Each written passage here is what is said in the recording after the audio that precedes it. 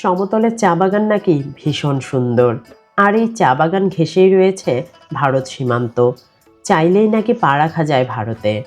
বন্ধুরা, আজকে মৌসুম আর আমি যাচ্ছি রনবাগের সেই চা বাগান দেখতে। সীমান্তের বৈচিত্র্যময় জনজীবন ও প্রকৃতি দেখতে দেখতে আমরা পৌঁছে গেলাম রনবাগের চা বাগানে।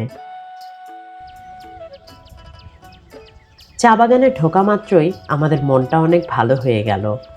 চারদিকে যেন সবুজের গালিচা বেছানো। এমন অপূর্ব প্রকৃতির ভেতর মৌসুম আর আমি অনেকক্ষণ ঘুরে বেড়ালাম এবং সুন্দর মুহূর্তগুলো ক্যামেরাবন্দি করলাম। প্রতিদিন অসংখ্য দর্শনার্থী আসে এই চা বাগান ও সীমান্ত দেখতে। বন্ধুরা, চা বাগানের পাশে এরকম ঘর করে দেয়া আছে দর্শনার্থীদের বসার জন্য। আমরা এই ঘরে বসে চা বাগানের সৌন্দর্য উপভোগ করছি। চা বাগানের সামনে নাগর নদী, আর নদীর ওপারেই ইন্ডিয়া।